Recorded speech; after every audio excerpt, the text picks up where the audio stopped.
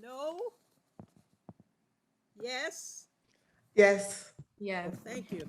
Okay. Hi.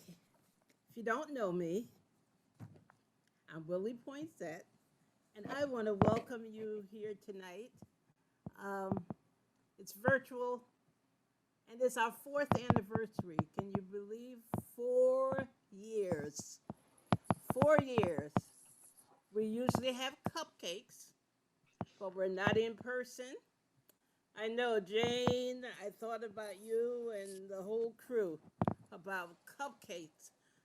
I was tempted to buy some from the store and just sit here and eat a cupcake just just because, but I decided that would be cruel. And so as soon as we can meet in person, we're going to make up for it and we're going to have some cupcakes. That's just our little thing that we started that first anniversary with cupcakes celebrating, and we just want to have those luscious calories. Okay, so has everyone cooled down? We had some hot, hot weather. Unbelievably hot. And I'm glad that you're out here today. It's sort of a crazy day because it's the official holiday, I guess, for July 4th. No, especially after the week that we had last week with the heat. But we're here. Maybe a smaller crowd tonight, but a very beautiful crowd, and I'm happy to see you. Well, 4 years ago, we came together just to talk, and look at us now. All right, before I get too carried away,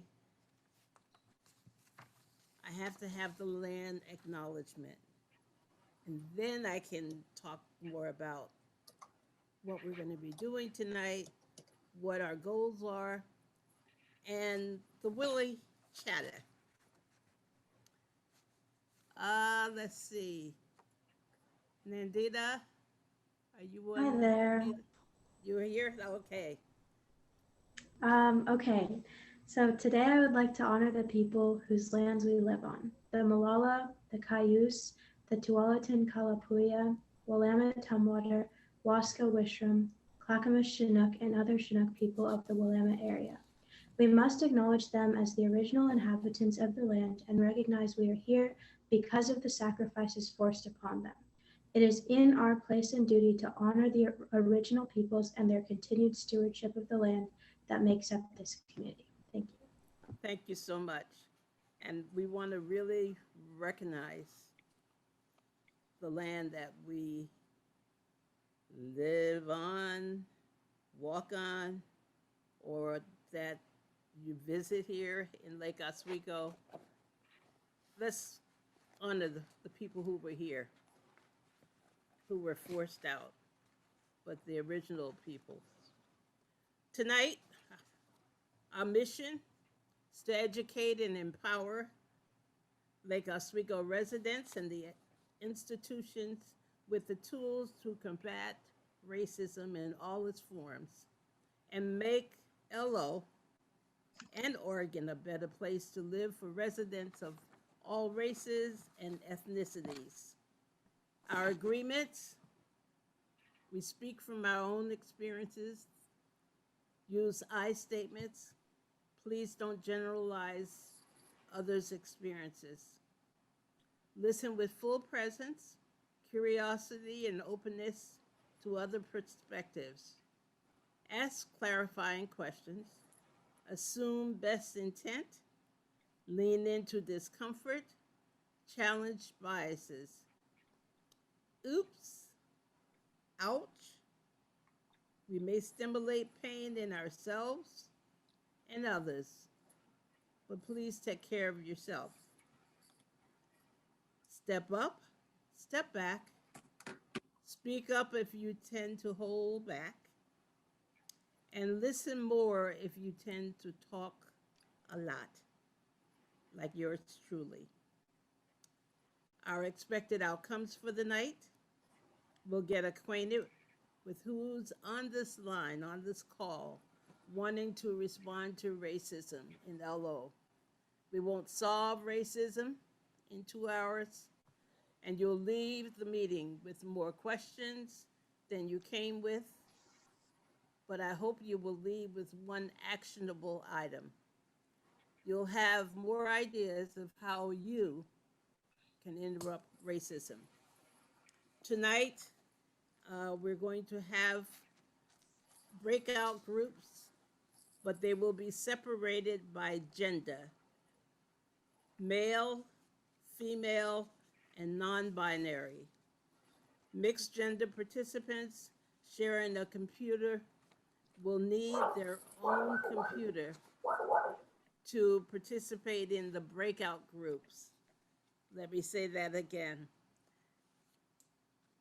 Because we're separating by gender, and if you're in a household where there are different genders using one computer, one person, if possible, will need to find another computer, or just one person will be able to participate in the breakout groups. So that's later.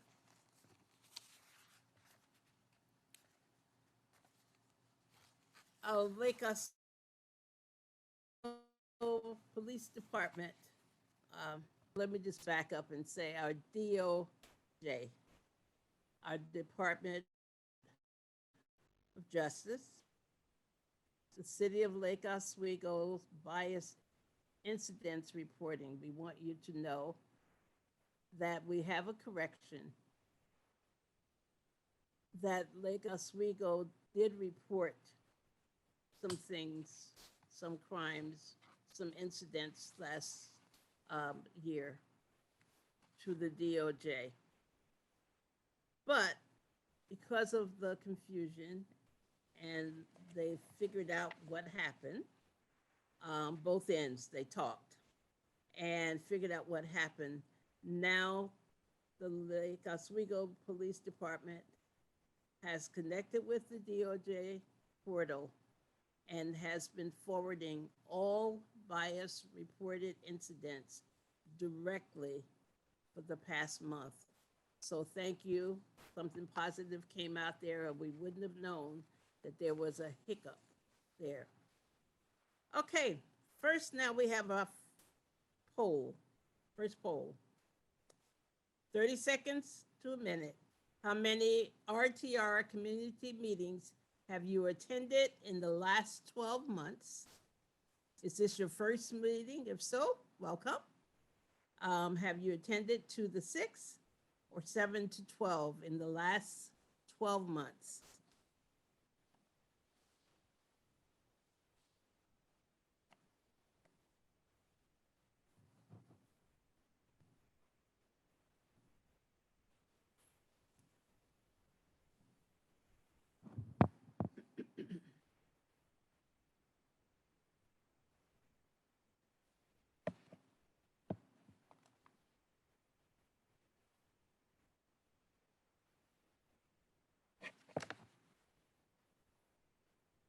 Okay, so first meeting, 19%.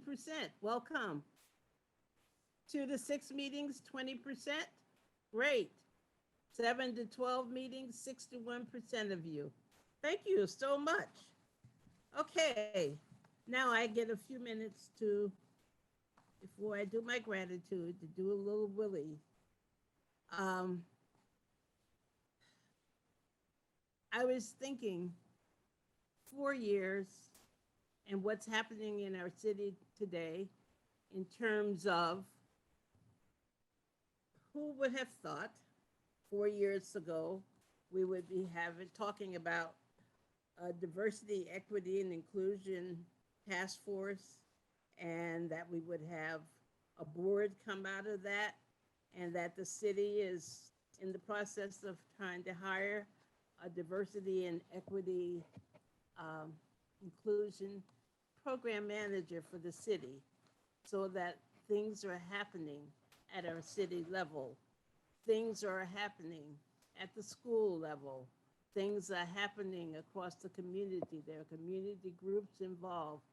Um, and Respond to Racism has been able to partner with groups like LO for Love.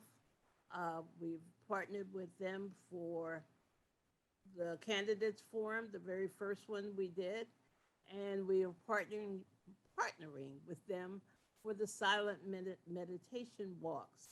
And we do those on the third Sunday at 4:30 at Millennium Park. I have to get myself, or 4 o'clock or 4:30. Okay, so you get a little old and sometimes things slip. Okay. Anyway, we partner and the announcements are out on social media. We are embracing social media with our announcements, with our youth, with some of our younger adults, and some of the older adults are there too, with social media. But I'm happy to see that Respond to Racism is getting the word out, and we're known in the city. I would be um, just heartbroken myself if I didn't think about a couple people I have to thank. And part of it is Jan, who is Stanley, who is here, and Jane. But Jan, I talked to because I needed to find a place for Respond to Racism to meet. If we didn't have any money, and she was able to talk to the people on the board there at the church, and they allowed us. I knew the church did social justice work, and they allowed us to use their fellowship hall for our meetings, and we used the fellowship hall for the meetings um, for until the pandemic. And so I am happy and I'm thankful for the relationship that we developed with the LOUCC. And we are here. February, last February, Black History Month, we celebrated in the city, recognized people. And I saw things happening with the newspapers and all over in the schools, the work that was done. And then March came, and we had some unfortunate things that were happening in our country against Asian Americans and Pacific Islanders. But in Lake Oswego, we showed love. We showed that we cared about our Asian Americans and our Pacific Islanders, and we really, I think, showed that we cared and we're in solidarity with them. And the city stepped up and also honored them, partnered with them for a celebration in March. And then, or was that April? Did I give the wrong month? I'll look at Pat and she'll tell me whether or not I did the wrong month. March was Women's Month. Sorry, Willie. And then April. And then we've been doing some work with the Vanport Mosaic and some things there of just celebrating and thinking about remembering what happened with Vanport. Also with the floods there. And if you don't know the story about Vanport, I don't have time to go through it tonight, but we can talk about it. Put something in the chat and we'll get back to you on that. We have had, let's see, what else? Our story time, our Juneteenth for June. This last year we did Juneteenth for the first time, and that's the day, the June 19th, when the people in the South, in Texas and specifically, discovered that the slaves were free. They didn't know that. That's 2.5 years after the proclamation, uh, the Emancipation Proclamation. And so that became the official day that we started celebrating Juneteenth. And I'm very happy. This year we had a party, and the city partnered with us. Not only did they partner in name and providing the space, but the city also provided some money so that we were able, for the first time, to pay our artists something to come and perform here in Lake Oswego for us. So I just wanted to tell you that things are moving. We're moving. Uh, we are moving with Catherine Phelps again. I'm just so happy that we have the talent that we have. Catherine does our story time, and she picks out wonderful books. She reads, some of the young folks read, some of the older folks are guest readers, but it is a time when you see kids exposed to really good literature that's multicultural, multi-ethnic, and they're learning about language, they're learning about cultures, and I'm just, I'm thrilled. So thank you, Catherine. Um, I'd be remiss if I didn't mention Bruce A. Poinsett. Some of you know him as doing some of the shows on television, the interviews that he's done. But one of the things that he did at Juneteenth this year, and they're posted, is that he interviewed some of the BIPOC members of the community, and he's going to be interviewing for longer segments BIPOC people, Black, Indigenous, people of color, for I had this dream of having some kind of story that we can hopefully put it together, and it'll be at the library or someplace, but central, so that people years from now will be able to know some of the people who lived in Lake Oswego. And I can't talk and talk and talk tonight because I'm now over time. But just know that we're on the move. We appreciate you. I appreciate my leadership team and my board, the people that are behind the scenes. I appreciate so much all of our volunteers. We couldn't have made it 4 years without all of you, of ones who are attending and working, working, working. It's a lot of work. Okay, time for the second poll before I get in trouble. Oh, no, I have to do my gratitude. Sorry, Pat. um, I covered 1, 2, and 3. I almost got them all. We're deepening our connections. That's the book series on African American literature by Respond to Racism in partnership with the LO Library and Regan Parker. It's still time to register. Again, Deepening Our Connections, a book series on African American literature. And to all of those who participated in the focus groups and responded to the surveys um, around community policing, the final report will be at a special meeting of the City Council on June 22nd. So you want to be there so that you can get the final report from policing, community policing, looking at what the members of the community have said in surveys, in focus groups, and I can't wait until it's finally out there, and we'll see where we go from there. That will then let us know our next steps. Poll number 2. You ready, John? Okay.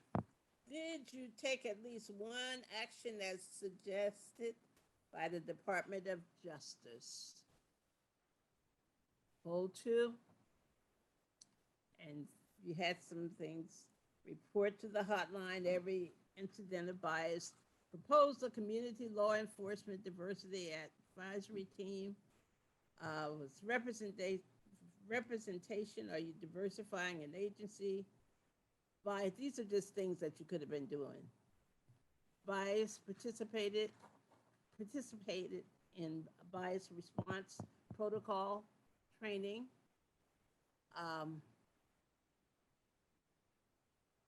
Anything else that you did, live or virtual, since the last meeting?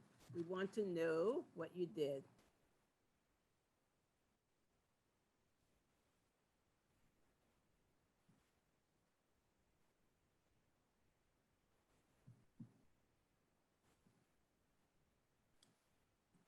Okay.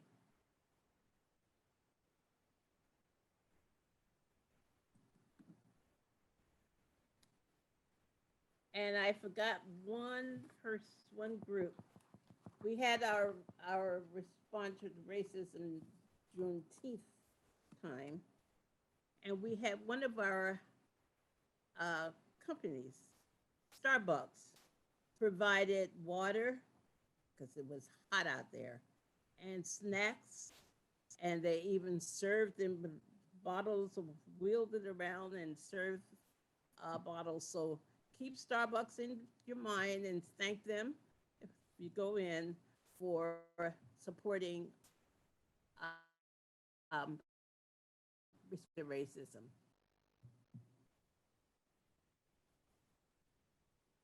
Okay. Did you take at least one action as suggested by the Department of Justice? 49% yes, 51% no.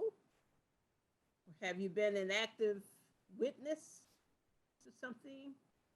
30% yes, 70% no. Have you report to the hotline every incident of bias? Yes, said 19%. No, 81%, and I'm assuming that's because you didn't have an incident happen. And propose, oops, sorry, I got a message. Propose a community law enforcement diversity advisory team. And I'm not sure if someone's sending me a message that's in the chat. If so, check out the chat. Okay. All right. Now I want to get ready for our presenter. We are really happy tonight to have Radiance Talley, who's going to be sharing and speaking on benevolent versus hostile sexism, the intersection of race and gender. Radiance graduated from the University of Maryland with a degree in communications, a College Park Scholars Arts citation, and a cognate in journalism. In addition to her writing, drawing, presentation, and public speaking experience, Radiance has written 2 books of original poetry and hopes to publish them soon. Please welcome Radiance Talley. Thank you. Hi, everyone. And thank you all for showing up to be a part of this conversation. So I will be talking about benevolent versus hostile sexism.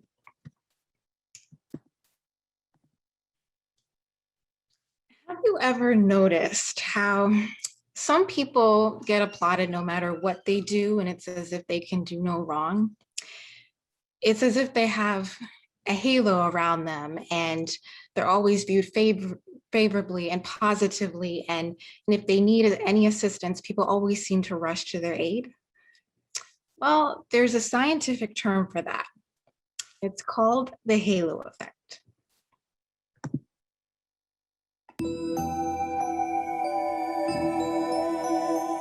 The impression you create is affected by the way you look. We tend to think beautiful people are more intelligent, popular, confident, and better at everything from their jobs to flying a plane. And if you can create a favorable impression, you can create advantages for yourself. You're more likely to get what you want.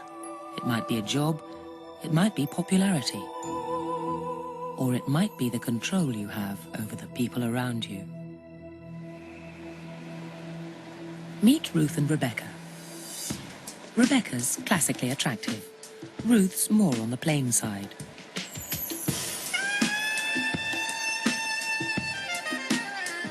They're going to demonstrate that how you look affects how you're treated. They're going to struggle up staircases at opposite ends of Liverpool Street Station in London with heavy bags, and we'll be filming in this workman's hut.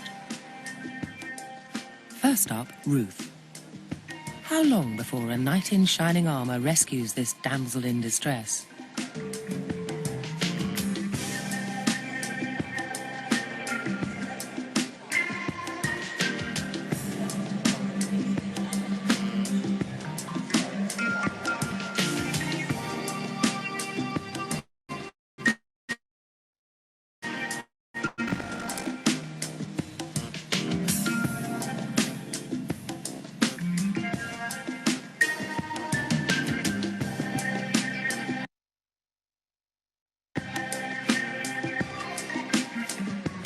Oh, that's so kind of you. Helped at last, but by 2 women, and it took 45 seconds. Now Rebecca's turn. How long before she's rescued? Would you mind? Just shattered. I'm just trying to get to the top of those stairs there. Can you do the other one at the same time? All of 8 seconds. Oh, this is very kind of you. Ruth is occasionally saved, but it takes longer. On average, 70 seconds. Rebecca's average, 24 seconds. Just stop by these phones here would be great. Thanks.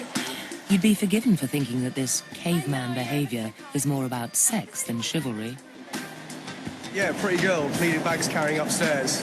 I'm a sucker for that sort of thing. Every time. It's from my grandfather, I'm told. He was a charmer too. But there's more to it than that. Thanks. We have a tendency to think highly of beautiful And just people. because they are very, very delicate. Sorry. What's in them? Family heirlooms, would you believe? Bringing them back from my mum.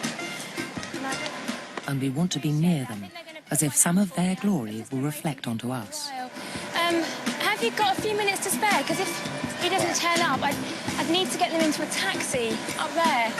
I'm going to be really rude now and ask one more favour. Could you lend me some money? How much you need? Can you do them all 3? The men are mesmerised. They do anything Rebecca Oh, you're so asks, strong. Thank you so much. although they clearly go out of their way for a pretty girl. You're a true gentleman. I really appreciate this. They deny that looks have anything to do with it. And I'm really thirsty and I wouldn't mind getting a drink and something to eat. Oh, well, that's all I've got on me at the moment. You're more than welcome to it, though. If somebody needed help, I'd like to think that I would help everybody across the range, regardless if they're good-looking, attractive, smelly, well-presented, or whatever. An American study found business graduates earn The halo effect $600 is a cognitive attribution bias that is created when we allow one specific trait to positively influence our overall judgment of a person. For example, if we perceive someone to be attractive, we may unconsciously assume that they are warm and friendly and attribute other positive traits to them as well. This video showed us that a woman's physical traits will determine how much kindness, assistance, and generosity she will receive. Since we live in a society with a media and entertainment industry that has historically enforced a Eurocentric standard of beauty, where European traits such as long, straight, blonde hair and fair skin and blue eyes are considered more beautiful than any other ethnic features, what does the halo effect imply about how different races of women are treated? I remember when my mom and one of my sisters, that's the three of us in that photo there, when they helped me move to London to study abroad in 2017. I was studying public health and anthropology for 18 weeks and for a total in England, France, and Germany that spring. And after we arrived at the hotel in Islington, we were clearly struggling to lug in all of our heavy bags and suitcases. Of course, we weren't carrying as much as in this photo, but we certainly were carrying more than that blonde British woman was. And people were coming and going at the entrance, passing us by, and no one offered to help us. And we were there for much longer than the 70 seconds that the plain white woman had to wait for. I just assumed that this was the norm until I attended a gathering weeks later with a group of mainly white British women. And they just happened to bring up how chivalrous British men were because they were always quick to offer to carry their bags. I couldn't help but think back to my moving experience and wonder, did these men not help my family members and I because we were Black? I experienced several incidences like the one in London and other countries in the Western United States. When I traveled to Europe with a couple other American students I studied with in London, and we arrived to our housing in Berlin, a white man rushed out and asked to help one of my white male classmates with his bag, who had less luggage than I did, but still ignored me. I had to specifically say, okay, I need help, please help me.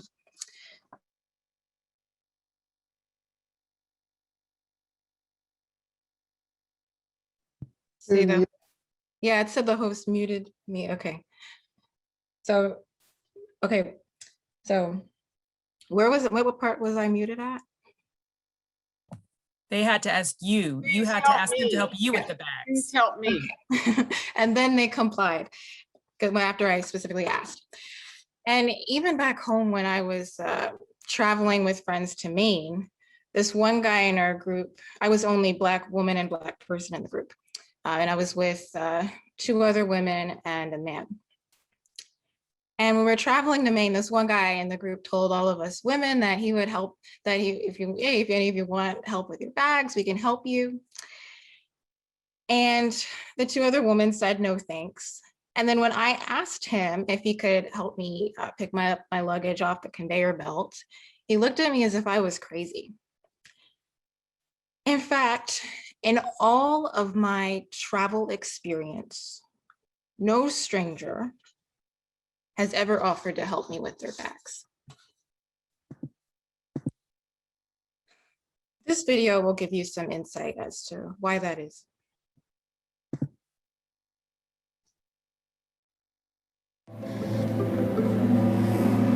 Everything was set up for us not to survive. Our perseverance, our survival, our resilience is a form of rebellion, refusing to succumb to the oppressions that we live under. If you can imagine almost a diamond-shaped chart, the very top of the chart is white men. And there are arrows moving from that top box. The implication here is that white women feel sexism from white men. And then there's an arrow from the white man to men of color. And men of color feel racism from white men. They also feel racism from white women. And then leading from white women and men of color are two arrows that lead to a box at the bottom. And at the bottom, it has women of color. Women of color feel racism from white women. racism from white men, sexism from white men, and sexism from men of color. And then when you look at that box of women of color and you look at where the disproportionate level of injury is, health or otherwise, you're going to have a box below that, and that's Black women. So Black women then become the oppressed of the oppressed.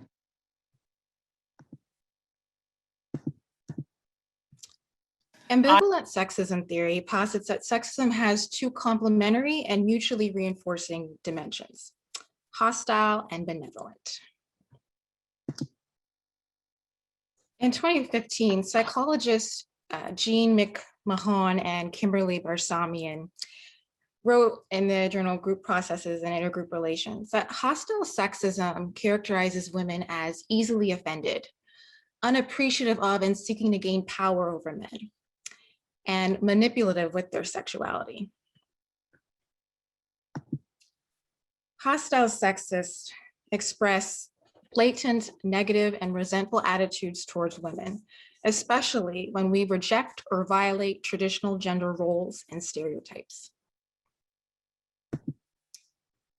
According to Medical News Today, examples of hostile sexism include making sexist or aggressive comments or insults, criticizing a woman for being, quote, unladylike, harassing or threatening women that defy gender norms, believing that a woman's behavior or clothing justifies assaulting them. It's kind of like the comments when people say, oh, she dressed like a slut, so she was asking for it. And physically or sexually assaulting women, just the most egregious examples of hostile sexism. According to the Anxiety and Depression Association of America, the rate of sexual assault among Black women is 3.5 times higher than that of any other group in this country. I want to give an example of Michelle Obama, who defies many traditional gender roles and stereotypes. She's intelligent, she's healthy, she's physically fit and strong, a successful lawyer and author, and makes enough to be financially independent if she wanted to. And yet she receives so many racist and hostily sexist remarks throughout Barack Obama's presidency. One example of this is when when a voter from Virginia said, she's far from the first lady. It's about time we get a first lady in there that acts like a first lady and looks like a first lady. I mean, can you imagine, Kennedys or the Bushes or anybody doing push-ups on the floor? She defied these gender norms of a woman that's supposed to be, weak and inferior and not strong. And she's criticized for that. Another example, another voter said, why not wear linen pants? This was when she was seen wearing a pair of shorts on vacation. And someone said, why not wear linen pants, more tasteful? She may have been on vacation, but she should respect the office of the president and the USA. Another person said, the director of the Clay County Development Corporation said, it will be refreshing to have a classy, beautiful, dignified first lady in the White House. I'm tired of seeing an ape in heels. And she said that when Trump was announced that he was going to be president. And another comment, a former pediatric anesthesiologist, doesn't seem to be speaking too eloquently here. Thank God we can't hear her monkey face and poor Ebonic English. There, I feel better, and I'm still not racist, just calling it like it is. As you can see, these insults come from people of every class, the educated as well as the uneducated. And throughout Barack Obama's presidency, Michelle Obama experienced so much racism and hostile sexism as she was constantly criticized for her appearance as a woman because she's a woman, and her features were often compared to that of an animal because she's Black. And these insults unfortunately aren't out of the ordinary. Michelle was compared to a monkey and gorilla. And at the age of around 9 years old, a white woman compared my lips to a dog's. Meanwhile, benevolent sexists believe women are angelic, pure, moral, and beautiful. We see these depictions everywhere, especially in the movies we raise children on, like Snow White, for example. Perfect example where they said hair as dark as night, skin as white as snow. And they said that deliberately because this whiteness was associated with purity, innocence, and beauty. As they called her, the fairest of them all. But also there's a flip side to this benevolent sexism, because benevolent sexists also view women as fragile, weak, incompetent, and defenseless. And it's these beliefs that actually inspire more chivalrous behavior, because these benevolent sexists don't believe that women physically are capable of doing things on their own. Benevolent sexists base a woman's value on her role as a mother, wife, or girlfriend. As you can see, this is an old advertisement that was actually advertising vitamins, and in the advertisement, it says, so the harder a wife works, doing housework, the cuter she looks.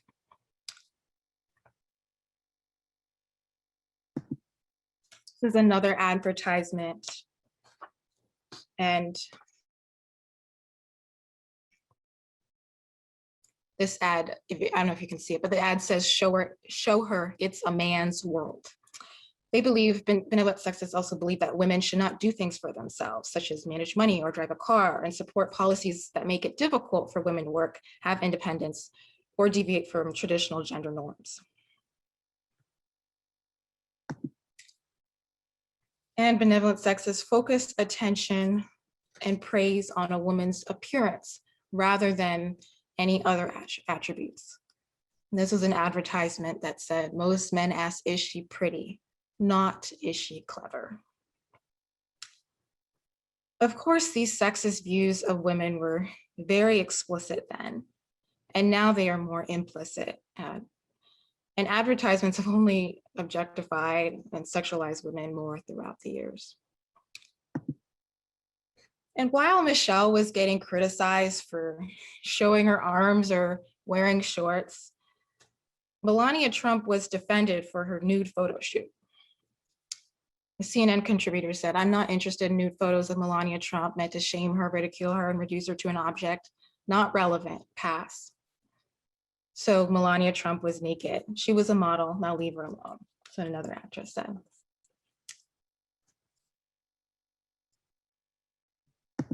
As you can see, because of race, two women can have the same job, but two very different experiences. Benevolent sexism places women on a pedestal and affirms their inherent purity, morality, and defenselessness. These attitudes arise from a desire to protect the beloved and weak, as long as they remain in submissive roles. Research has shown that their research that psychologists McMahon and Kahn did showed that, which consisted of mostly white male and female participants, showed that white women receive more benevolent sexism than Black women and are viewed as having more positive traits overall. So what causes people to view white women much more positively than Black women and treat them differently? And of course, these were on the slide, these are different quotes that were used to refer to one versus the other.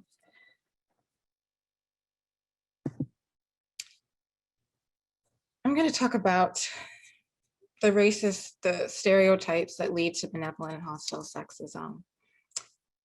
And this racist programming begins early on in childhood. This advertisement, as you see, depicts two to little girls. And yet in this advertisement, they depict a Black girl with dirty and disheveled, and and even on the bottom it says, and this is a question that the white child is asking, why doesn't your mama wash you with fairy soap? This is to advertise soap. Psychologists explain that both Black women and white women are stereotyped as childlike and emotional, but there are significant differences in how we're seen. Because of benevolent sexism, white women are characterized as angelic. In comparison, Black women are seen through a hostile sexist lens as being antagonistic, unmannerly, loud, aggressive, and stubborn, and sexually promiscuous. The stereotype of the angry Black woman, for instance, has often been used to tone police Black women and silence them when they speak up about discrimination. Serena Williams' controversial treatment during the 2018 US Open final is one recent high-profile example of how Black women are punished in the workplace in ways that men and other women are not. During that final, the umpire penalized Williams with a code violation for allegedly receiving guidance from her coach in the stands and a penalty point for breaking her racket. Penalties often not given to male tennis players when they display similar or worse behaviors. When Williams asked the umpire to apologize to her, he responded by giving her a game penalty. Williams lost the match and was fined $17,000 for the penalties. As law professor Trina Jones said in an interview with the BBC in 2018, Black women are not supposed to push back, and when they do, they're deemed to be domineering, aggressive, threatening, loud. And this was one of the cartoons that they depicted of Serena Williams after her event. And they said that it was not racist or sexist for them to depict her in this light. Along with being viewed as angry, Black women are also stereotyped as promiscuous temptresses who use their sexuality to exploit men's weaknesses. This stereotype has been around since slavery, when enslavers characterized Black women in this light to justify raping and torturing them.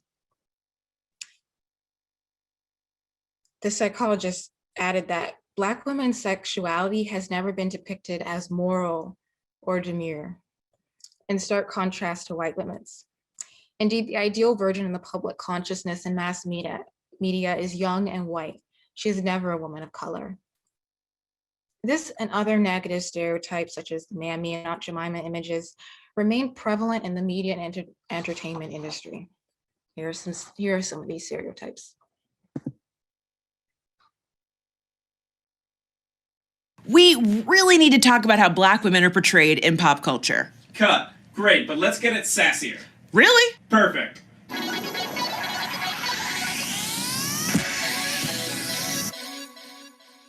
From the sassy Black friend to the sexy prostitute on the wrong side of the tracks to the overly helpful house cleaner, Black women are so very often stereotyped in pop culture. But these stereotypes are more than lazy writing, they have long histories. So maybe we should just get fucking rid of them. Meet the Jezebel. She's sexual, she's aggressive, she just wants it all the time. You know what I mean. And considering we live in such a hypersexual world, the Jezebel must be a new thing, right? Not even close. When Europeans first traveled to Africa in the 17th century, they were shocked that African dress exposed so much skin, totally ignoring the fact that it's way hotter in Africa than in Europe. Why don't you have 17 skirts on? The horny European explorers then assumed African women were sexually lewd animals trying to seduce them, and thus, the Jezebel stereotype was born. And in 19th century America, the long-running stereotype of African women with large sexual appetites was often used by slave owners to justify rape. In fact, it was argued that it wasn't possible to rape a Black woman because of that fabled sexual appetite. Cut to the Jim Crow South, and everyday items like ashtrays, postcards, and drinking glasses depicted over-sexualized images of Black women and girls, reinforcing this dangerous stereotype. And it was dangerous. During that time, Black women were regularly assaulted by white men, and they rarely faced criminal charges. And while this stereotype has persisted throughout TV and film history, today you can usually find the Jezebel archetype in music videos and all over reality TV. It also pops up in the policing of Black women's bodies and sexuality. Just ask Rihanna, or Nicki, or Beyonce. But remember, too much sexuality can be threatening. So, meet the Mammy. Mammy's fat, old, and very dark-skinned. She was given these physical traits to show that she was undesirable and prove that white slave owners didn't find Black women attractive. The Mammy lived on through Jim Crow to imply that Black women were only fit to be domestic workers. We began to see the Mammy characters everywhere, from books and movies to advertising, like Aunt Jemima. And if you think this stereotype doesn't still have power in media, the first Black woman to win an Academy Award for acting was Hattie McDaniel, playing a slave-era Mammy in Gone with the Wind. 70+ years later, the incredibly talented Octavia Spencer won an Oscar for playing a 1950s-style Mammy in The Help. So Black women are either seductresses or non-sexual happy workers. So what else is there? Meet the headstrong Black woman. She's loud, she's sassy, and she doesn't take anybody's shit. Let's skip straight to the root of this pop culture stereotype. Amos and Andy. In the 1930s, this popular radio show took the world by storm. While the two main characters were supposed to be Black, they were actually voiced by white men, and the entire appeal of the show was the mockery of Black behavior and dialect. As if that wasn't offensive enough, the duo were joined by Kingfish, their con artist friend, and his domineering, aggressive, and emasculating, nagging wife, Sapphire, the prototypical headstrong Black woman. Amos and Andy later became a TV show, which was eventually protested by the NAACP, but the damage was already done. The show popularized racial caricatures of Black people. Here, Americans learned that Black people were comical, not as actors, but as a race. Following the success of Amos and Andy, sitcoms in the 60s, 70s, 80s, and 90s copied this portrayal of Black women and wives, from the Jeffersons to Martin. Black women were often shown as naggy and always having a sassy comeback to any challenge. Fast forward to the 90s, the headstrong Black woman becomes the sassy Black friend, with characters like Dion in Clueless or Nurse Laverne Roberts in Scrubs, and basically every reality show about Black women. Spoiler alert, reality TV isn't reality. Popular media often relegates Black women to the one-dimensional sidekick with lots of sass and endless one-liners, but little personality. As much as we try to deny it, media plays a major part in how we view the world around us and promotes a general sense of self. When 70% of Black women say that they fear their coworkers perceiving them as the sassy Black woman and then attempt to change their personalities to fit in, don't you think it's time to retire this stereotype? Sexy, shy, sassy, demure, Black women come with all sorts of personalities. So it's time for media to wise up and show us in all of our complexity, instead of the one-note stereotypes we've seen over the years. So what other racial stereotypes are you tired of seeing on TV? And have people ever assumed that you're like any of those? Tell us in the comments below, and we will see you next week. And while there is the stereotype of the strong Black woman, this strength and independence violates benevolent ideals of submissiveness and inherent fragility. Unfortunately, it also makes Black women more likely to be the target of hostile sexism, without acknowledging that strong women are too just as deserving of kindness and compassion. Benevolent sexism may also explain why white female offenders get more lenient sentences than male offenders, a leniency that is not given to women of color, and why white women who experience domestic violence are more likely to get help from the police than Black women. I think this is a powerful image that has been circulating around that shows the Black female experience, when Black women are dealing with so much trauma and suffering. And with this cartoon, she's reaching out to society for help. And society just slaps her hand and said, "You're so strong," and she sinks and drowns. The strong Black woman stereotype. And these benevolent and paternalistic attitudes towards white women don't only affect how Black women are treated. In the US, the need to protect white women from quote, hypersexual and ruthless minority men has been used to justify violence against Black men throughout history. Here we have an image on the left that shows a propaganda poster to enlist in the US Army in 1918.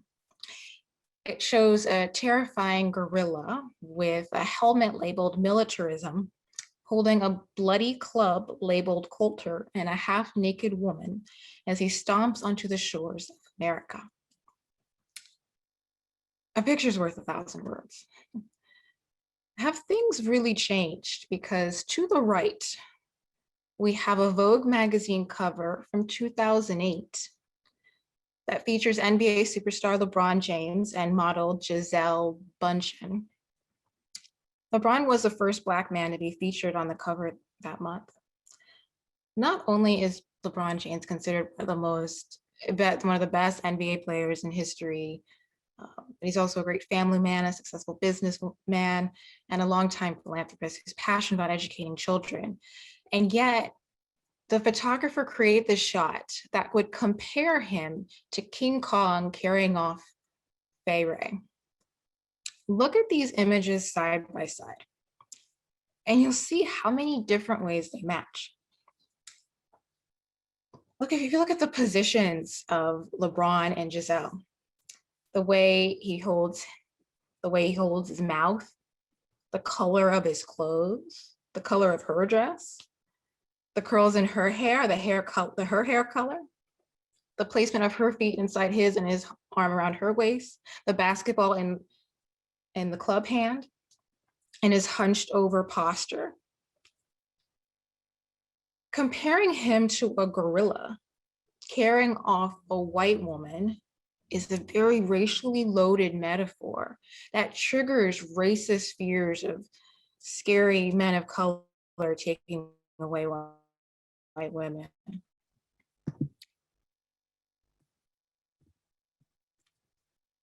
For example, in 1955, two white men in Mississippi, Roy Bryant and his brother-in-law, J.W. Millam, were acquitted in the kidnapping and brutal murder of Emmett Till, a Black 14-year-old boy visiting from Chicago. A year later, protected by double jeopardy, they told Look magazine how they beat Emmett until his face was unrecognizable before they shot him in the head and dumped his body in the Tallahatchie River. All because a white woman named Carolyn Bryant lied and said that Emmett had grabbed her hand, clasped her waist, and told her that he had been with white women before.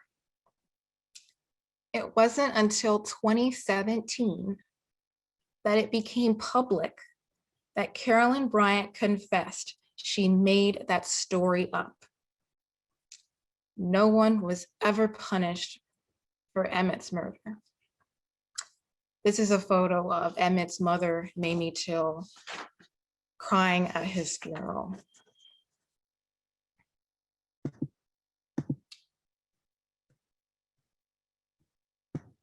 Benevolent sexism, although white women sometimes benefit from being viewed through a paternalistic lens by the criminal justice system, this benevolent bias negatively affects white women too.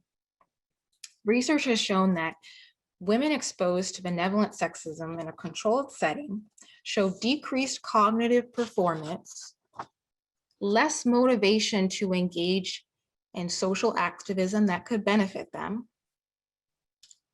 increased levels of body surveillance and shame, and greater system justification for the patriarchal status quo. This patriarchal status quo is one that, albeit in varying degrees, halts humanity's progress. Sexism in all its forms is not just or healthy for society. Whether it's reflected in the belief that white women are weak and thus need to be protected and isolated, or the myth that Black women are sexual deviants that deserve to be exploited. It is clear that eliminating racial prejudice is an essential step towards true gender equality and humanity's collective well-being.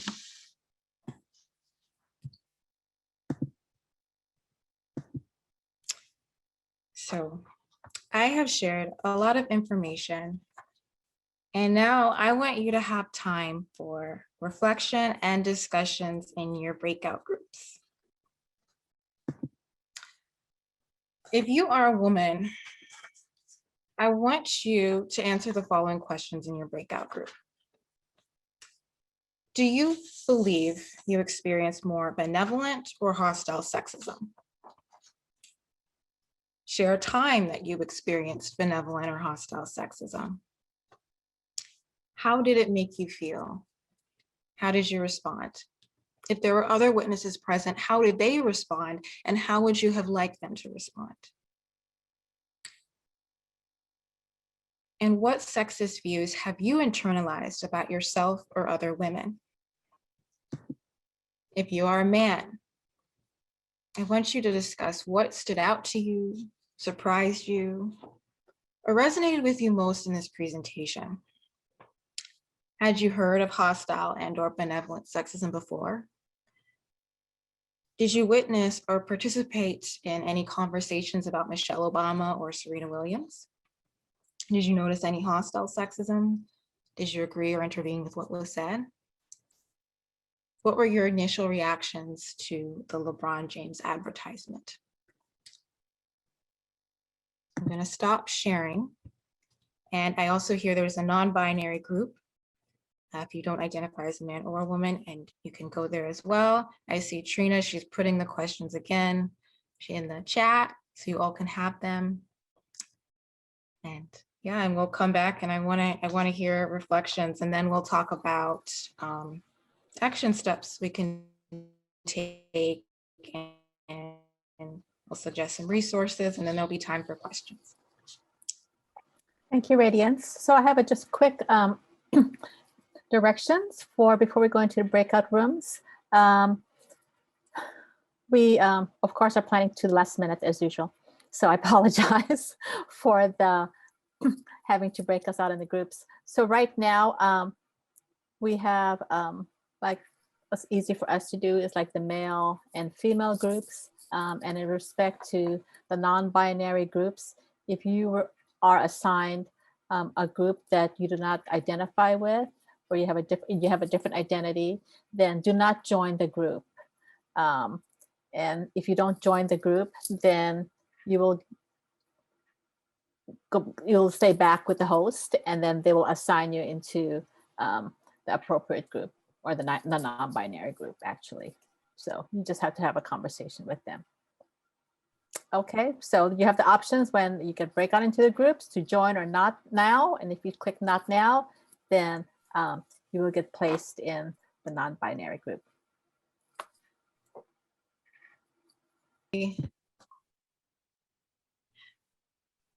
Welcome back. I see people are still coming back from their breakout rooms.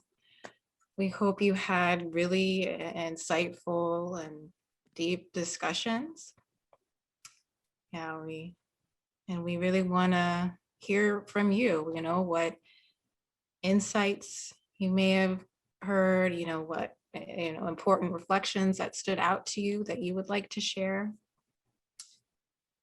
Yes, we'll see. We're waiting for a few seconds before everybody comes back, but we would like you to raise your hand, and if you'd like to share for our large group sharing time.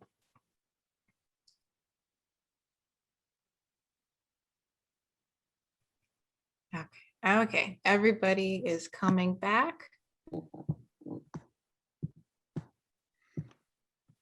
All right, so we would like you to share, your reflections, your insights in this large group sharing session. It would be nice if you could raise your hand, and you do that by clicking that reactions button on the bottom for those of you who aren't aware, and you click raise hand. So that way your face could pop up to my screen, so I know that you know to call on you. Does anyone have anything they would like to share? Yeah. I mean, I have to do what you said. I don't see the hand. Oh yeah, I'm gonna raise my hand here. So Okay. I'm in order here. Okay, my All hand's right. raised mechanically. Well, since your speaker's already on, why don't you share? Well, it just as it was time. Oh, what the heck? We Just- hear you, Carol. Go ahead. Just as it was time for us to come back, I started to tell my group, it's not something I talk about, but our family doctor, he was a white guy, of course, because everybody I ever knew was white. I was born in 41 and I was in all white, always white people. Anyway, he molested me and I told my mom and she said, oh dear, he was just examining you. So then he raped me. I didn't tell my mother because she probably would have said, he's just examining you. And he was well thought of, but I knew who he was. I really knew who he was. Dr. Bush, never forget his name. So it's very hard for women because a lot of times when you get molested or raped, the people that are supposed to support you, they've got this hostile sexism in their mind, even if they're a woman. Because men are supposed to do that. You know, men are allowed to do that, especially to a Black woman or a Black girl, because I was a girl. Because this is part of slavery, right? I mean, this is part of white superiority. So I've worked through a lot of that, but this session is very triggering because I've put away a lot of those things, haven't thought about. I've got so many stories. I'll let it go because other people want to speak. But this is such factual stuff, Radiance. And it's a very difficult subject. It's very triggering for those of us who have been raped and molested. And a lot of us have. Yeah. And it causes all kinds of problems as you're growing up. So that's what I was trying to tell our group, but I'd already spoken and then it was time to go. Mm-hmm. Oh yeah. Oh yeah. There's a lot of it. There's a lot of it. It's because of the system. I guess it's all over the world. I really don't know. Or maybe you can tell us. I mean, is it worse here than other places? Or like in France, where sex is so open and stuff, do they have a lot of rapes and molestations? I don't know. Yeah. Wow. Thank you so much for sharing that. I wish I didn't have to tell you that. Yeah, I'm so sorry. But it's true. Yeah, I'm so sorry you experienced that. Thank you. Yeah, and it is unfortunate how many women haven't internalized this sexism or racism, this hostile sexism. And yeah, to answer your question, rape is disturbingly high around the world. Worldwide, it's 1 in 3 women will get sexually assaulted. In the US, it's 1 in 4, I believe. And we know that the numbers are even higher for Black women. Sometimes children are raped or molested by women too. It's not just men that do this. People say, oh no, it's only men. No, because it's not about sex, it's about power. Yeah. Yes. Thank you for being here, even though it was painful for you. Oh. Yes, Miss Barbara Talley, my mom. Yeah, I was in there with Carol, and I think almost everybody in there, you know, we first were asked what were the words that what were we feeling, and everybody in the room was feeling triggered, shame, pain. Everybody had memories that they had tried desperately to push away. And the question says, you know, you have to you answer the question. And so the little bit that I shared, you know, because our time was very short, was that I started off saying that, you know, how this stuff is passed down, this silence. And we know you're as sick as your secrets. And so my mother was killed in a car accident the night before my 3rd birthday. So we were put in foster care. My dad was an alcoholic, and he meets this woman, and she becomes our stepmother. Now, her story was that when she was young, she lost her mother. Then she lost her grandmother, and then she went to live with her father. At the age of 12, so probably at 11, she's raped by her father's neighbor. She gives birth to a baby at 12 years old. The baby dies within a few weeks. She mourns that baby forever, which is why she probably wanted to become an alcoholic. Then somehow life throws her, you know, a bone, and she meets her childhood sweetheart. You know, she marries her childhood sweetheart in her late teens. He finds out that she can't have kids because the social workers in North Carolina had the authority to sterilize or give a hysterectomy to a little girl. Now, she was the one that was raped, and the guy wanted kids, so he left her. So she was not a happy stepmother. So she was not a good stepmother for me, because she was, I mean, life had thrown, I mean, I didn't understand all those stories until it was later her family told me, you know, what had happened to her. I just knew she was mean and always angry. You see, when you see somebody angry, maybe there's a reason. And so as I was, one of the other things, and I'll be brief here, when I was, so my father and my stepmom, they used to drink a lot. Now, of course, my dad was from born in Aiken, South Carolina, 1909. Parents, black and white, so he was too light for some, too black, and lost his, you know, dad got, you know, all kind of stories. So my dad was angry too, so he drank. See, there's a reason why people drink. And so anyway, my dad, I didn't go to my dad. I don't know why I didn't tell my dad this, but there's one of their drinking buddies, an older guy, was starting looking at me the wrong way. I knew, and I told my stepmom, I said, he's looking at me like that, and it feels, you know, it makes me feel this, you know. And she just said, well, he likes you. Like, she had been so programmed that to be property.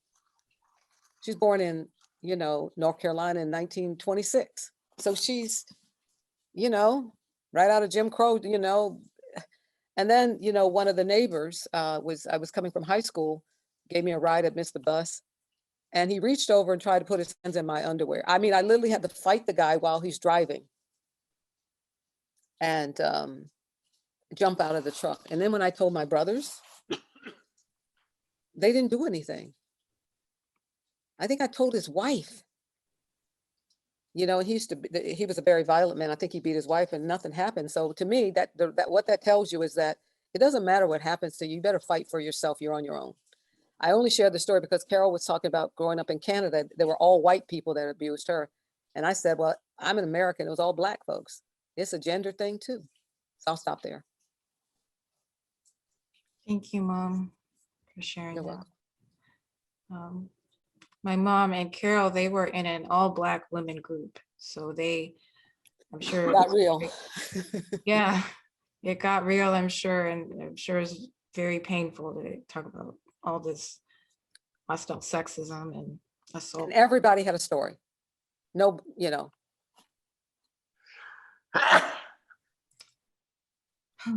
Nandita Kumar. Hi. I've noticed like both kinds of sexism in my life. I noticed whenever my mom would talk about like growing up, she always treated like sexism as just like very commonplace, and she never liked it whenever I pointed it out.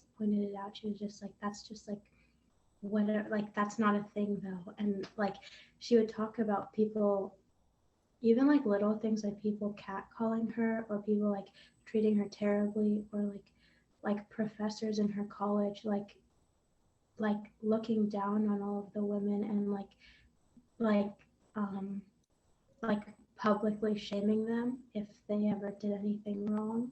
And like she would act like it was like such a normal thing, and like I just didn't really know how to think about it when I was little, because that kind of made me start thinking that it was like something that should be happening, or like that it was normal. And I think like the more I was exposed to like people like talking about it and talking about how terrible it was and how it shouldn't happen, I began to understand a little bit more that it was sexism that she was dealing with. But I think like a lot of the time, like it was said before, like my parents are so programmed from such a young age that like it kind of seeps into like what I begin to believe.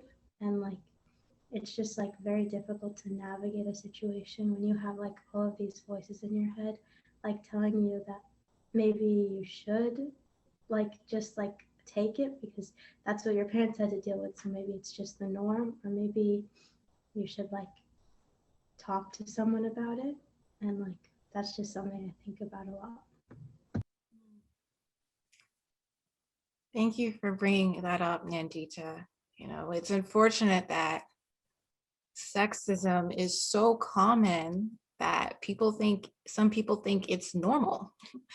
And it's not normal, but it's great for you that you are noticing it, right? You're labeling it. And that's where it starts, not accepting it as normal behavior. Because, you know, first thing we can do is be observant, notice, have the language for it before we can begin to address things and heal. Miss Hada. This was a very interesting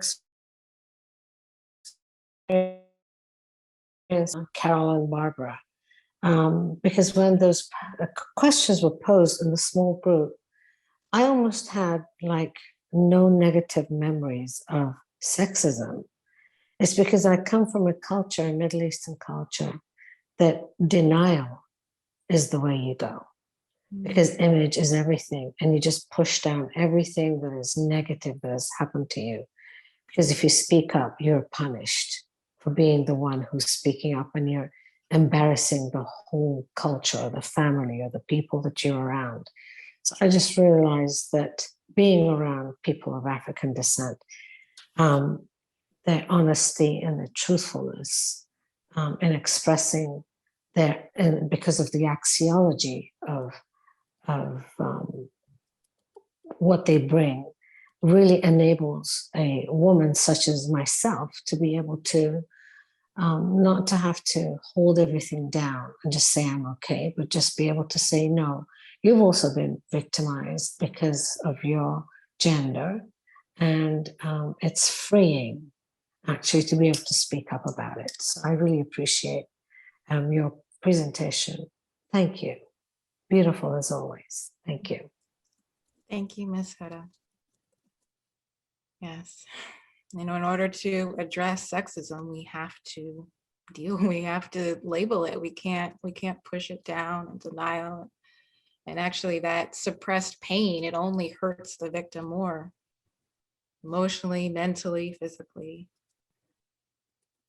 All right, I hear it's that I need to go back to my action items, but Trina, would you mind, because I see a man finally raised his hand and I would like to get his perspective before I share again. All right, Randy.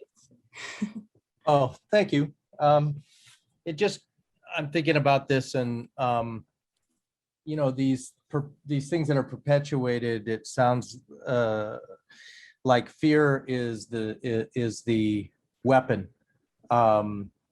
Threat and fear, and the people who are the most vulnerable are the people who are victimized, and those who are the most powerful are the ones, you know, causing so much trouble. And I've heard it also in terms of dealing with issues of race, that you know, the people who are causing the problem are those that need to fix it, you know, and yet it keeps being put on the folks who are being victimized to fix their problem. And so I just see more and more that as a white male, I am responsible for this. I'm responsible to change it and not just stop doing these behaviors, but to actively speak out and to, I mean, starting with raising kids. You know, when you raise your kids, it's not just, I realized a little late that I needed to arm them with the tools that they needed to not perpetuate these things in the world.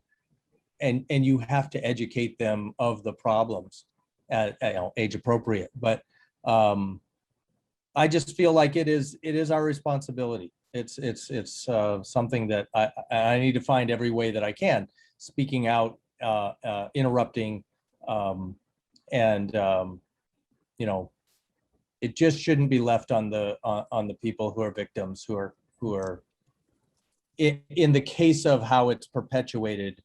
The weakness, you know, it falls on the weakest to have to, you know, to have to handle this, and it really shouldn't be. You know, I have the least amount to lose in terms of being able to stand up against it, because I'm less likely to be victimized. So why would I be afraid? Why should I be afraid to speak up?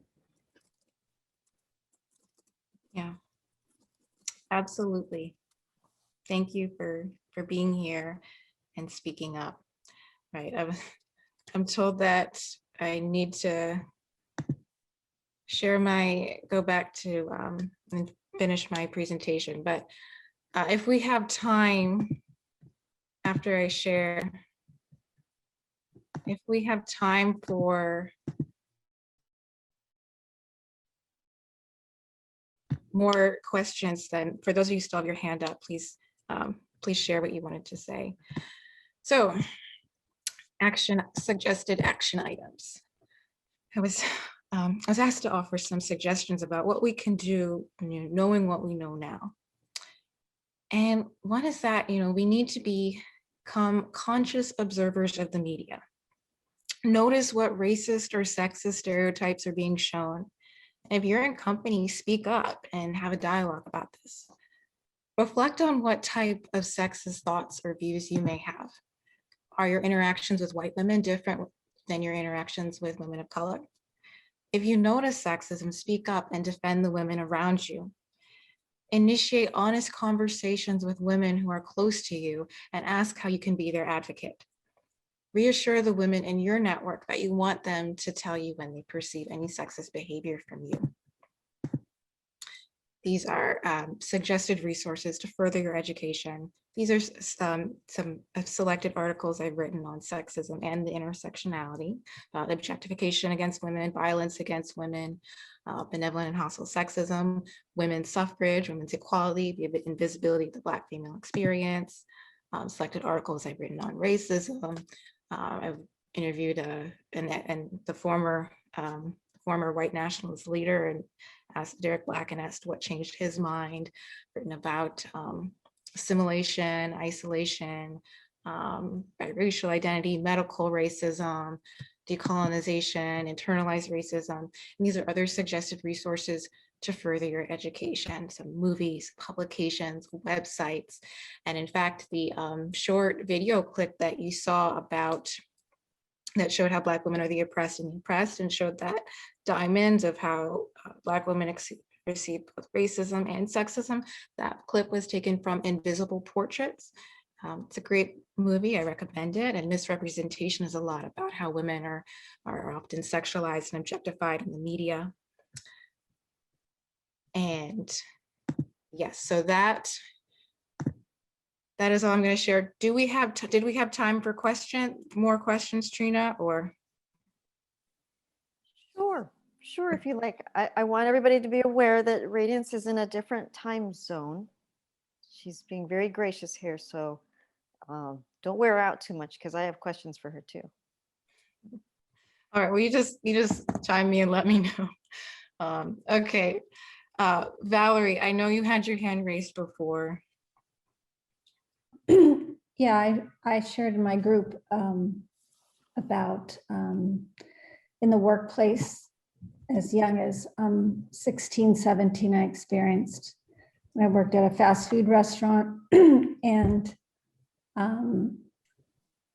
when I started with me and my girlfriend, I was like, maybe 5'3", and she was maybe 4'11". And, it's like we started in the back making the burgers, but we wanted to be cashiers.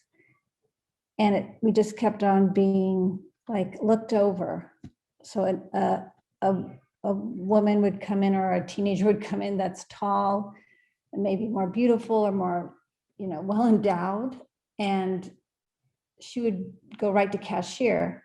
And we kept on asking the manager, and he just ignored us.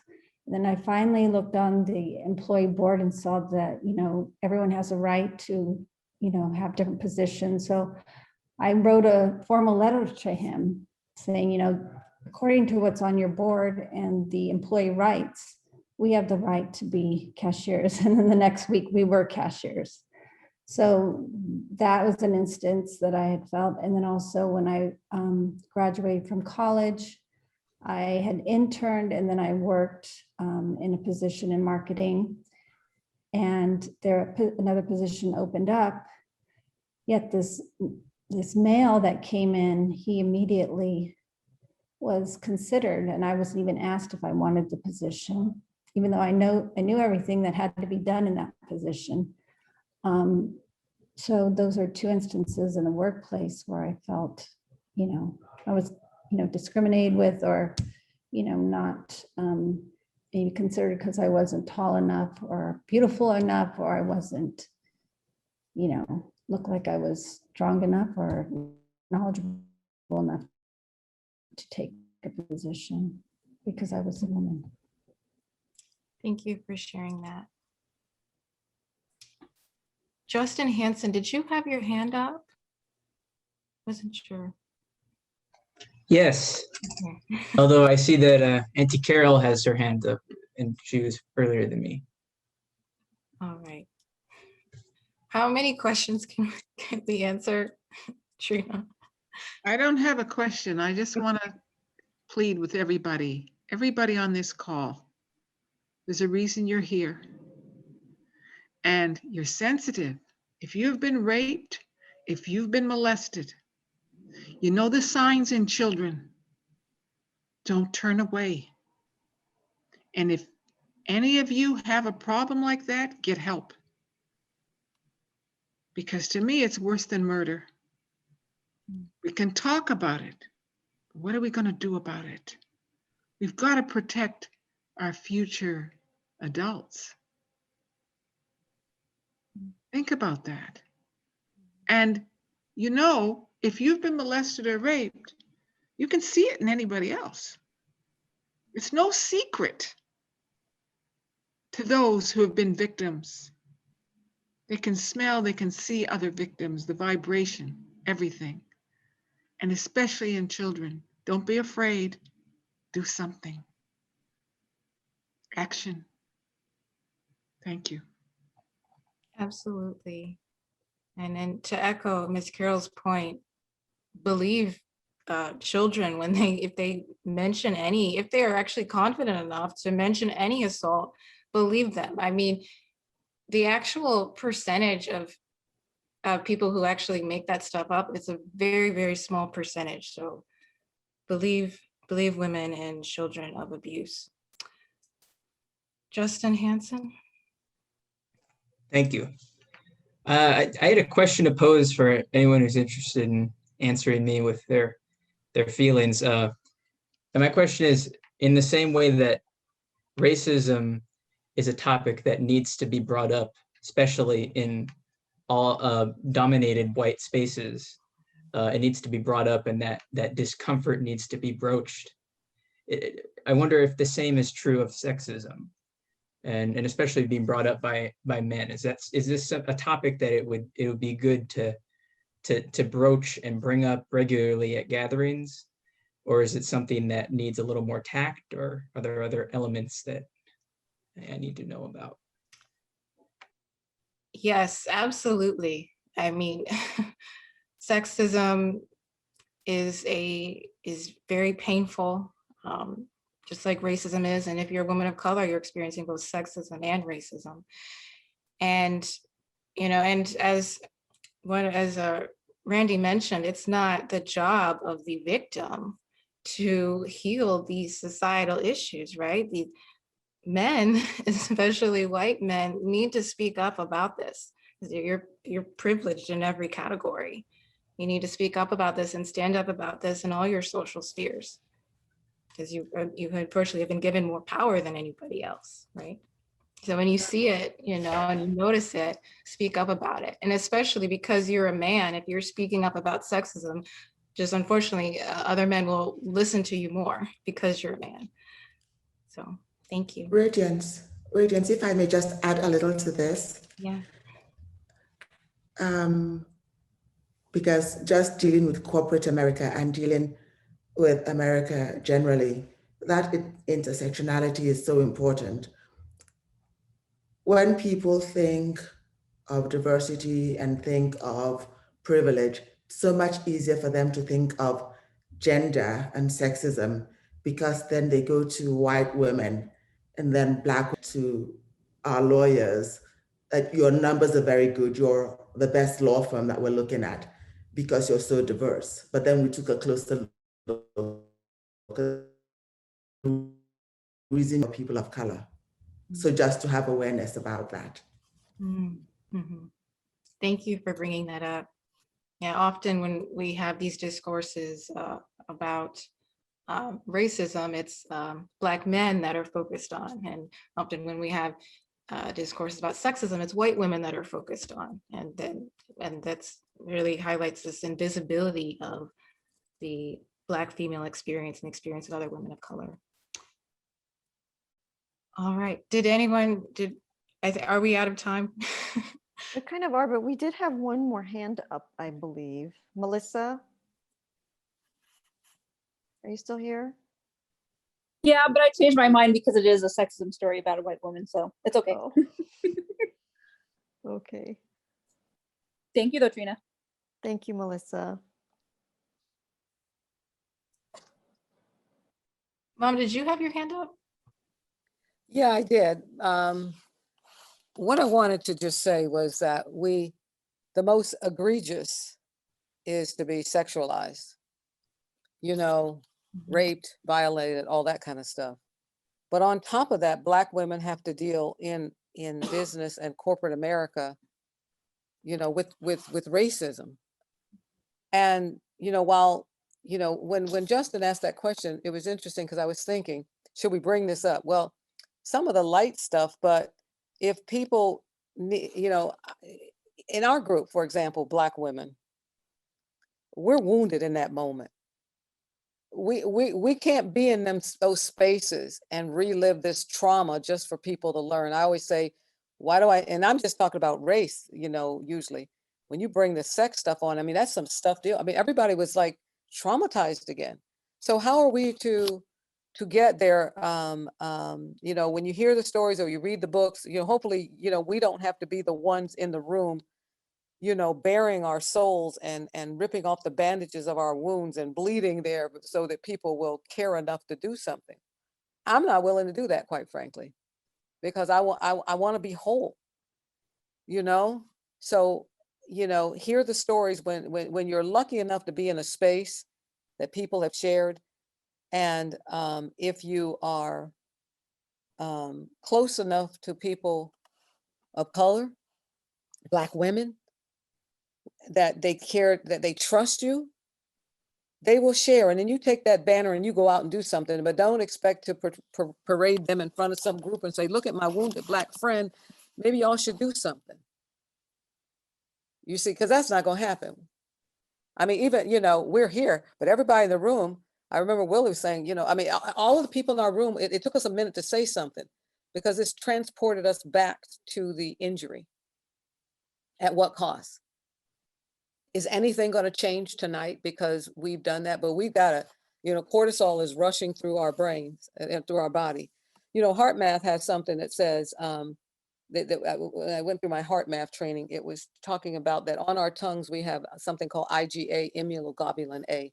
And they say that just 5 minutes of and that IgA is responsible for, it's the first line of defense against pathogens, viruses, bacteria that can harm us on our tongue. And just 5 minutes of a remembered anger can reduce our IgA levels for hours. This stuff makes us sick. The first time, the second time, the third time. So I myself am not willing. I mean, it's the same thing with the race bandage and with the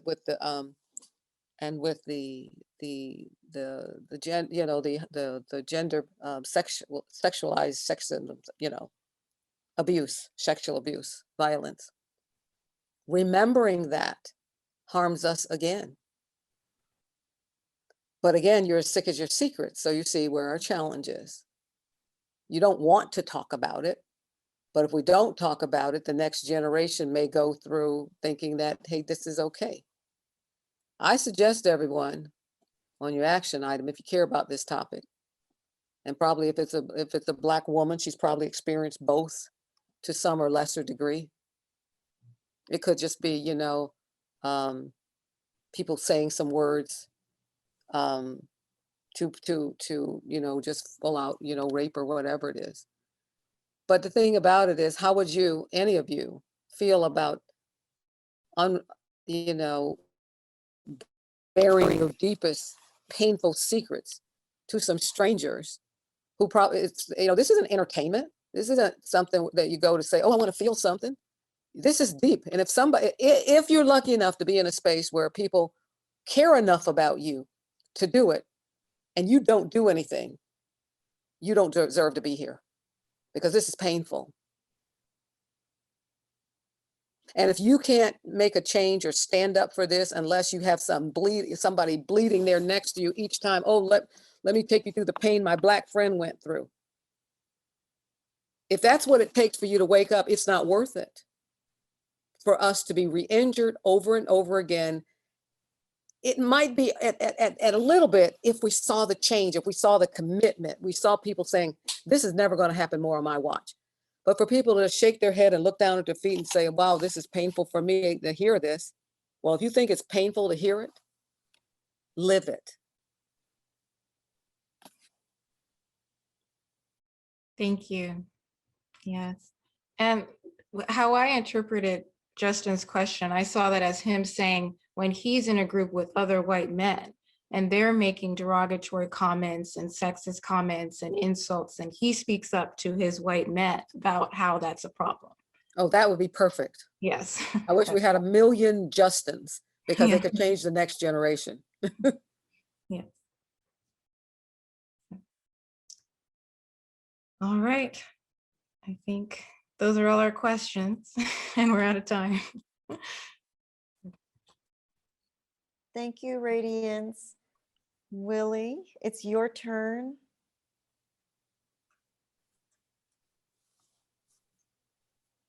You're on mute.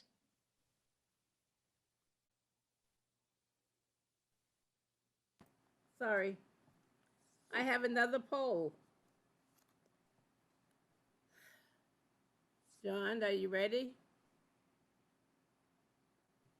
Poll 3. Did you learn something new this evening? And the second question is, did you hear a different perspective?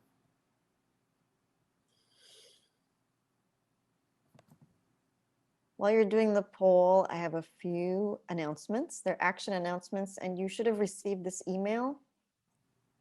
We have Kids Story Time most Mondays in July. Please register. They're for kids of elementary school age, but important, July 12th, it's a Monday. I want you guys to think about making your voices heard on a community development code amendment to allow multifamily housing. You need to have your comments received by noon in order for us to be heard. By the time this amendment goes to the City Council, we can no longer submit comment. So if you care about this, please get your voices heard. Also, please participate in the Respond to Racism silent walks. We have them once a month. And not a lot of you came the last time, I have to tell you. I was a little disappointed. So please come. And also on Monday, July 12th, we have an Instagram Live, Respond to Racism, Critical Race Theory and Curriculum Reform in Lake Oswego. Please join us. Thanks, everybody.